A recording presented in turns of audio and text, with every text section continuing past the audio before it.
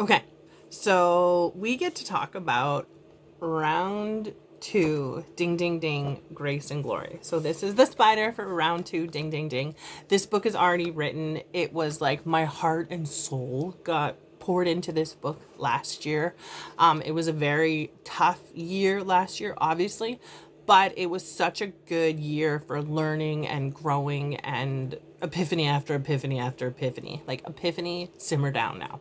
I was working on self-love, and I was working on self-forgiveness, and I was working on self-mastery. So each chapter focuses on that. I wanted to like do chapter highlights in round two, ding, ding, ding, Grace and Glory. So you can be like, oh, that sounds like a good read, because it is a good read. So you know how like Back to the Future 2 is better than Back to the Future 1? So like, I love my first book. There's like a special place in my heart for like A Journey of Epic Proportions, Slay Some Dragons. But this book is like meat and potatoes and like learning about the soul and like the things that you cannot see in your life but are the most important. So I didn't write any of it down. Oh, that's not it. This is it. That's why I was confused. So this is actually round two, ding, ding, ding, Grace and Glory. Can't even tell my books apart. This is the spider web for round two. So we start with the name, obviously. This is what I'm going to name my book. I was like, I'm going to name it Round Two, Ding, Ding, Ding, Grace and Glory. I know the theme is going to be grace and glory, because honestly, you can't run a company without some goddamn grace. I said it. So chapter one was the video game and how life is a simulation, and you can choose to play the game well, or you can choose to like, it's how you react with the universe. So that's kind of what the video game is about. And like, every man loves a video game, every woman loves a video game. But what if a video game in real life was cooler than a video game in fake land of blah blah blah? So I think that business is way cooler than a video game. So how can you make life more awesome than a video game? That's kind of what the first chapter was about. And the answer is build an empire. So I wanted to understand abundance and a large quality of something. So chapter two was about abundance, because I don't know what that means. Like, I'm just like, how do people have a buttload of money? How do people have a buttload of fun? How do people have a buttload of like enjoying life? So I wrestled with that concept last year. Chapter 3 was manifestation, sex, celibacy, trust, and self-love. And it's like, so I'm single, and I'm like, why am I single? What do I want in my life? But it really was about like sex, manifestation, celibacy, and self-love, which I love. So that was like, we hit it hard on the first chapter, second chapter, and third chapter. I was like, oh, this is a book that's, things are happening. So I have a hard time having joy in life and enjoying life. So chapter 4 was joy comes in the morning. So like, we wrestle with these concepts of being sad a lot of the time, and life sucks. So I wanted to talk about life sucks. How do you get joy? So that was chapter 4. Chapter 5 was assertive and aggressive.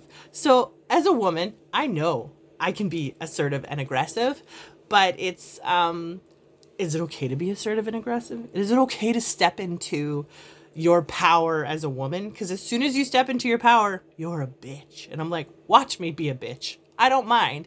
And actually, sometimes you get more respected being who you are. So the important thing about life is balance and being assertive and aggressive. Be assertive and aggressive, but like, have the balance of it. So any amazing quality about you, being assertive and aggressive, turned up too loud is bad, but like turned up just the way it needs to is good. So that's chapter 5. Chapter 6 was self-love, synergy, true love. Oh, cultivate and develop. I actually think it was just chapter 6 was cultivate and develop a miracle. Oh, that's what it was. Because this was first concept. So I was like, I knew I wanted to cultivate and develop something. So I was like, do I want to cultivate self-love? Do I want to cultivate true love?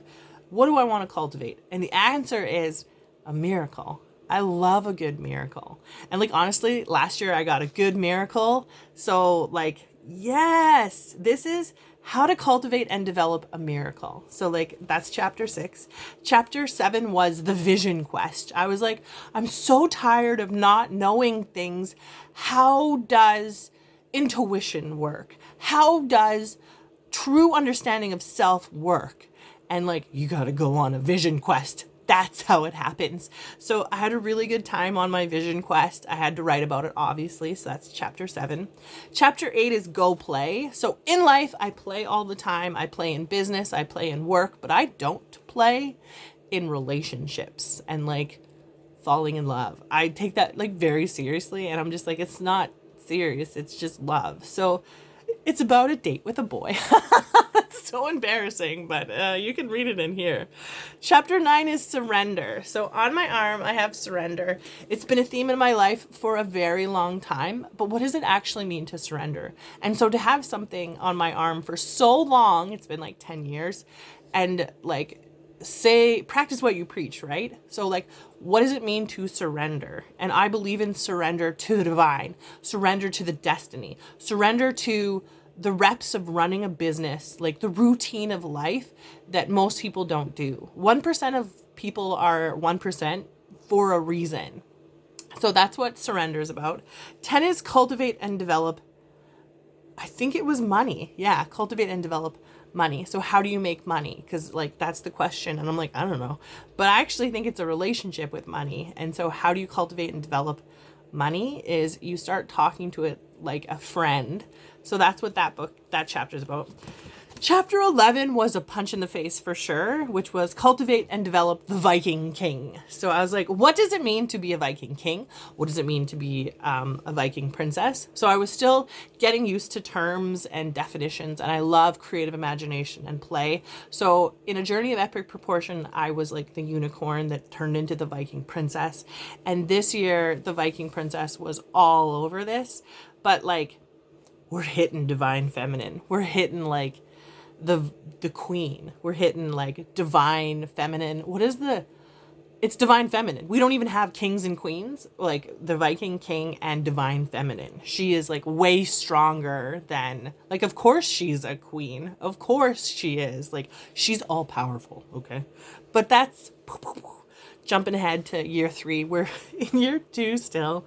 So chapter 12 was an apology. So there's things in life, like me being a Christian, people hate Christians, and I hate that. And so as a Christian, I'm not going to shove my Christianity in your face. I have it all over my book so that I don't do it in my business. Business for me, it like bleeds in, but this is my books and I can say whatever I want and do whatever I want. And like, this is like sanctity within accepting myself. So it really talks about sometimes Christians suck, and I'm going to apologize for Christianity. So that's what that chapter is about. Chapter 13 is feed my soul. So I was like, how do you feed your soul? How do you listen to your inmost being? How do you encourage and support yourself?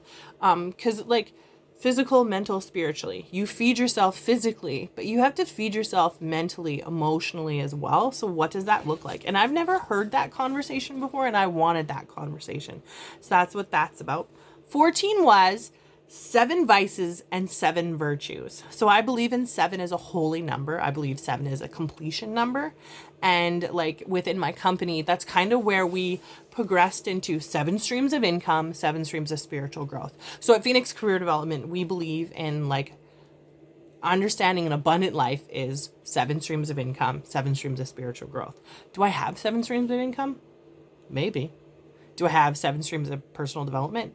Most definitely. But like, it's a process that you have to think about. So that's what 14 is about. 15 was, so I knew because the chapter and because the book is called Round 2, Ding, Ding, Ding, Grace and Glory, we had to relearn concepts. Because like really, you touch something for the first time, like a concept of abundance, you don't understand abundant the first time you learn it, the second time, the third time.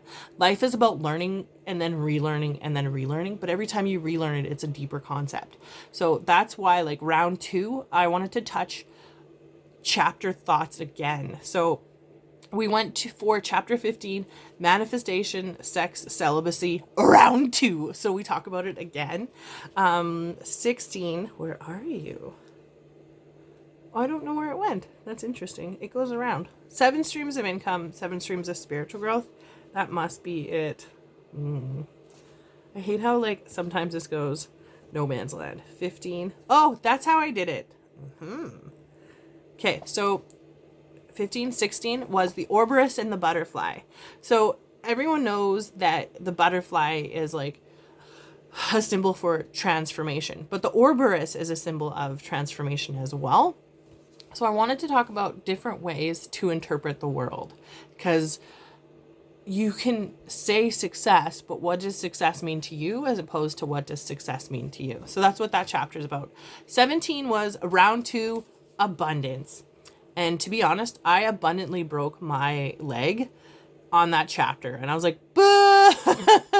So it was like ligaments, tendons, and bone. And it's the chapter of the hospital. The chapter of, oops, made a mistake. Have to go to the hospital now. So fascinating how the chapter of abundance was, I broke my leg abundantly. But, like, how do you enjoy abundance when you're going through a tough time? And that was really hard this year to, like, learn I have more than enough. I'm so blessed, even though I broke my leg.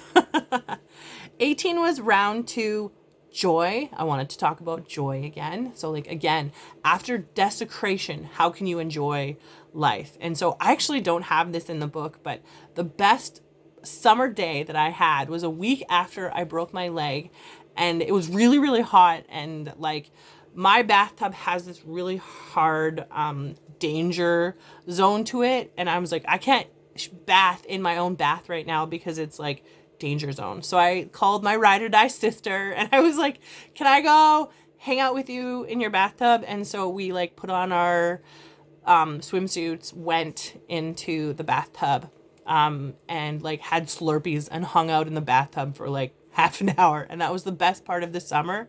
And that was abundantly fun, enjoying life and friends when your leg or when your ankle is broken. So that was really fun. Chapter 19 was how do you cultivate and develop an empire? So Phoenix Career Development was in his second year. Most people failed their second year of business. And I was like, I don't want to fail. I want to understand how to succeed. So that's in there. 20 was how to feed your soul, round 2, 7 streams of income, 7 streams of spiritual growth. 21 was humor and playfulness. And then the last chapter is about the lighthouse within. So I love this book. There's so much heart and soul in this book. That was round 2, ding, ding, ding, grace and glory. I love this book. Like, I want you to buy A Journey of Epic Proportion, but this sucker is so worth reading after A Journey of Epic Proportion, Slaves and Dragons. So this is still in, like, textual concept, looking for a publisher land. That's where this book is right now. So in the future, hang out with this book.